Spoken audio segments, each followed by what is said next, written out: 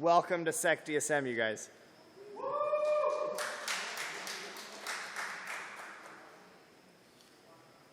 All right, how close do I have to be? Right here? Yeah, it works.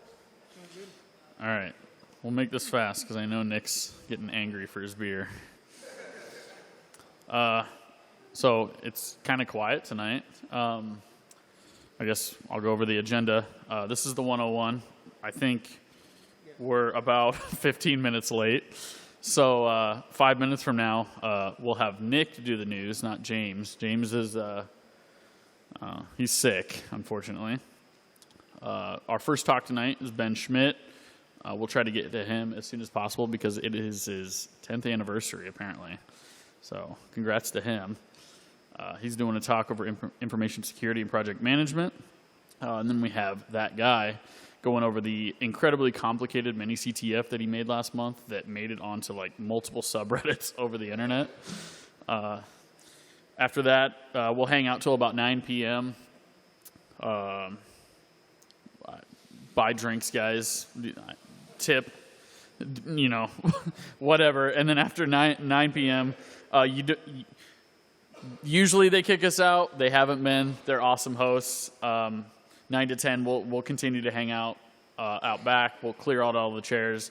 After 10, we usually meet somewhere. We've been meeting downtown on Ingersoll at a place called Star Bar. That could change. I don't know. Just listen or talk to us. But if you do stay past 9, you're supposed to make sure Craig makes it home at a decent time. Oh, you did? Let me read it real quick. You guys can read it. Usually he gets in trouble, but I think it's expected at this point. I had a talk. I cleared it for you. It was me that cleared it for you. But housekeeping, do not touch any of the equipment ever. It can be dangerous if you touch it. Just don't touch it. Not a good idea. Clean up after yourselves. There's bathrooms right back there and right over here. Please buy drinks. We don't have a sponsor this month. Buy drinks, tip the bar. They're awesome bartenders. Hang out back there. There's no sponsor, so anyone who donates is, I guess, the sponsor this month. But I don't know. It's fine. And then the pizza's back where the sponsor usually is. So disclaimer: this is a rated R event. Kids are welcome, I think. I don't know, but it's rated R, so you can say whatever you want. Fuck.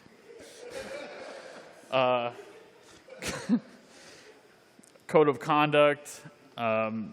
We do not tolerate harassment. We don't tolerate, the general stuff. If you're not feeling safe, you're not feeling comfortable about something, reach out to me, Craig, or Brandon on Discord. You can reach out to us. Slack is on here, but that's not true anymore. In person, you can reach out to us at admins or a think board. I don't know which one it is, but just both will work. Yeah, admins at SecDSM or board at SecDSM. Please reach out if you're not feeling comfortable about something. Challenge ideas, not people, stolen from SecKC. If you guys have never been to SecKC, first of all, we'll have to make it down as a group sometime. But it's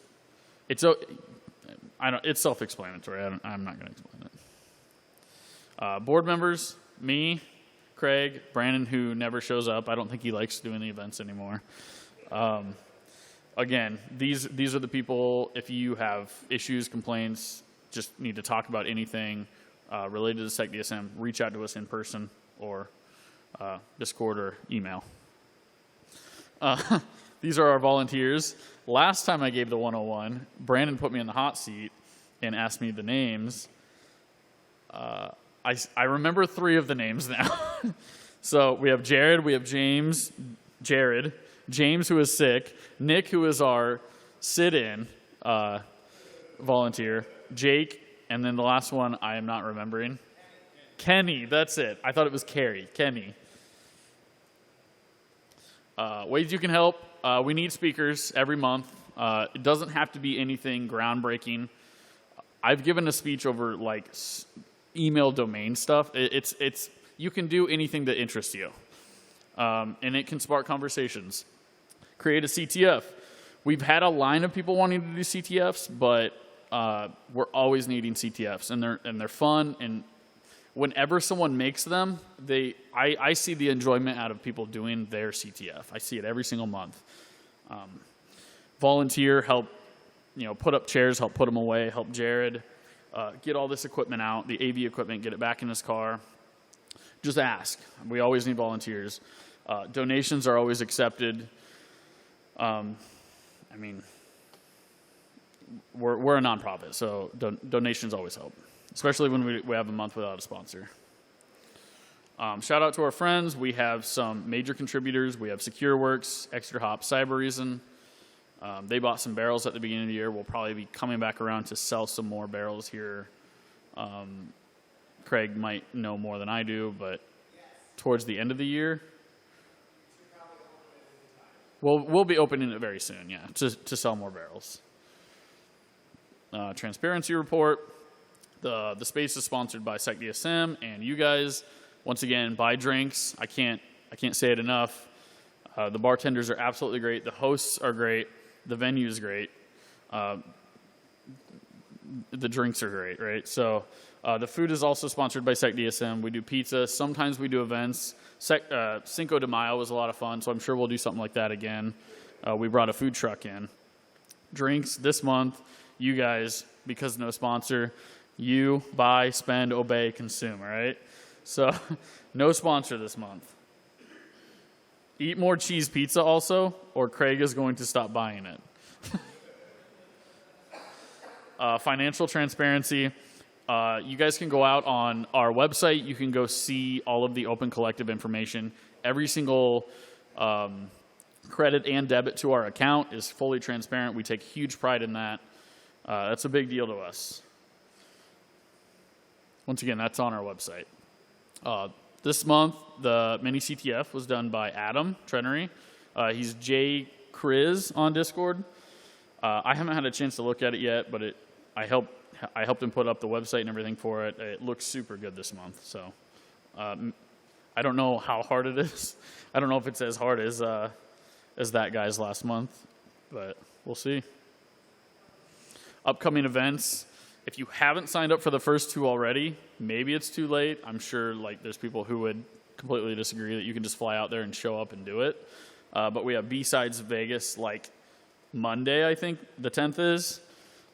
DEF CON right up against it. Leading later into August, Blue Team Con. This is the first time I've heard about it.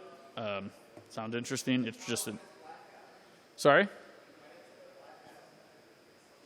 I think it's because it was alongside B-Sides, and it's also expensive.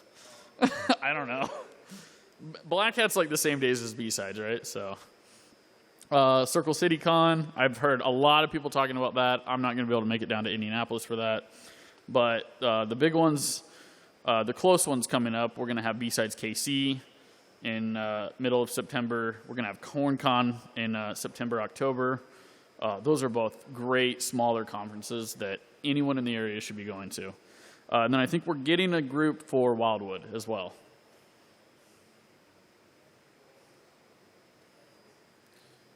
So Discord, again, I think we've went over this a million times by now. We are completely off of Slack. Join our Discord. We're very active. Come talk to me about cars. I need people to talk to about cars constantly. There was a huge backpack conversation today. So hobbies and events. So we're doing this thing. We're meeting up. I think we've planned, I don't know when it was. Did we already do the baseball game?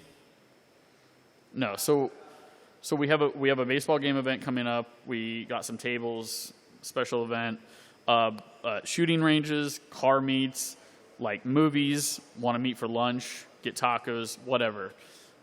This can all be discussed in the Discord. We want to do events outside this meeting as well. And I think we're leading into security news. You're up, so you can get your beer when you're done.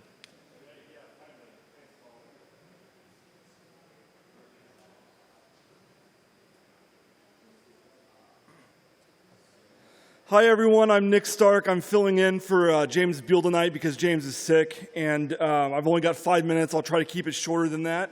But instead of going over news today, I'm going to kind of go over vulnerabilities that have been recently announced, just because that's my thing, and I don't like James's memes, and I think they're not educational in the spirit of SecDSM. So we're not going to do any memes today. We're going to do QR codes to links instead.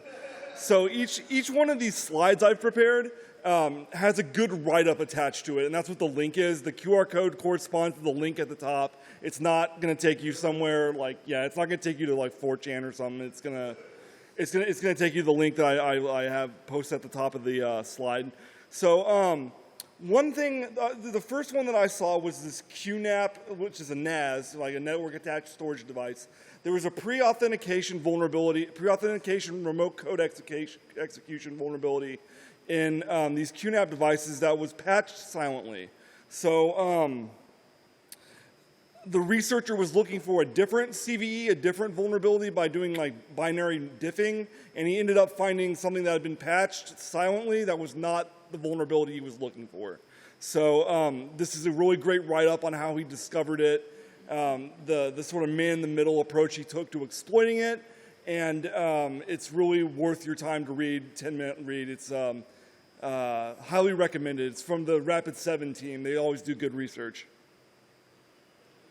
All right, this next one is about ARIS, DSL, or fiber CPE, customer premises equipment. So there's these path traversal vulnerabilities that allow you to pull configs off of these pieces of equipment. And there's something like 20,000 of these exposed on the public internet, according to Shodan. So again, the article goes into depth about how it was discovered and how he ended up exploiting it. There's some good crypto stuff in here, like cryptography, because crypto means cryptography, it doesn't mean cryptocurrency. And what was that? You can see yourself out.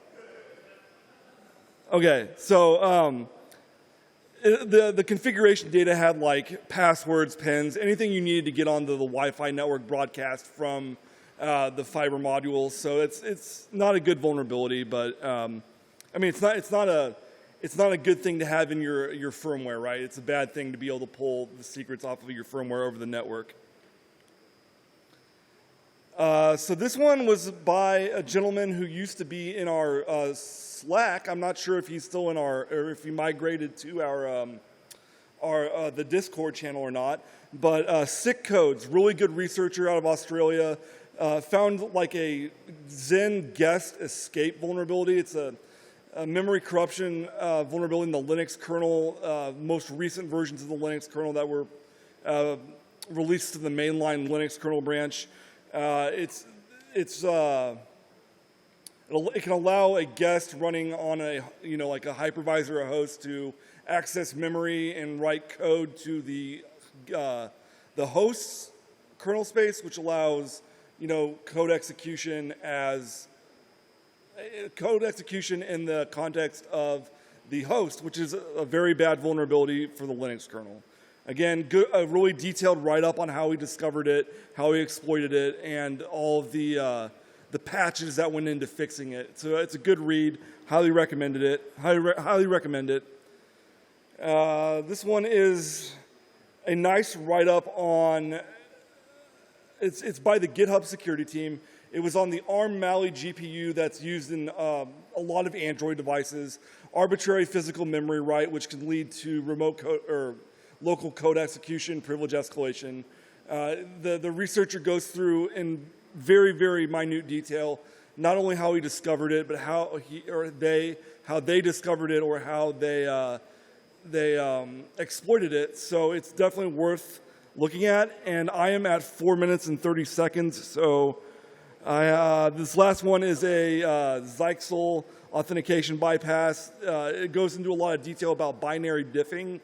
So if you're ever interested in how to compare two binaries and see what's different inside of them, this blog post is really, really good, and it'll teach you how to do that, and it'll allow you to make it to 5 minutes. I'm done. Bye.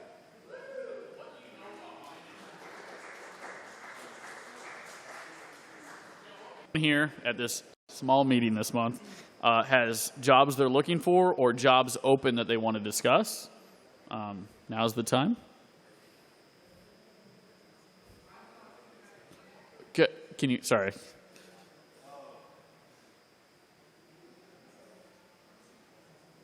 Are you looking? Looking? Okay. Do you want to come up? Okay. Hi, I'm Andrew. I'm a student at DMAC. I'm looking for an internship and/or internship to hire position. I will also accept a full-time job. I can start as early as spring. I will have my ITNA, my cybersecurity, and my digital forensics certificate. So I wouldn't say I'm exceptional, but have a breadth of knowledge that applies to a wide variety of situations. And if you've got something coming up in the next 6 months or so, keep me in mind. Thanks. Sorry, what was your name? Andrew. All right. Thank you, Andrew. Is that it for jobs? All right, we will move on. Unplug.